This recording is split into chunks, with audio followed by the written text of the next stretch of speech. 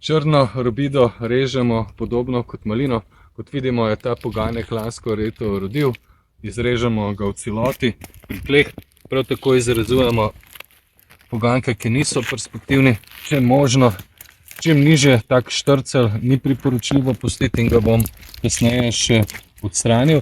No, če se pa sprehodimo na zgornji del, pa pustimo dva poganka, 1, 2. Za ta grm je to čisto dovolj, maksimalno 3. Potem pa režemo tukaj približno na 3 očesa.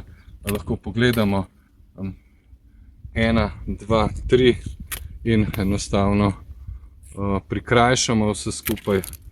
Tako da tukaj bo pridelka potem kar veliko, najboljše navzven rastoči brst.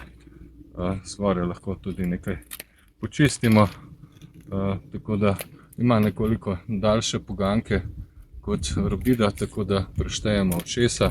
Kot sem rekel, te stare pa v celoti odstranimo, kajti delamo pa previdno, kajti zelo bode.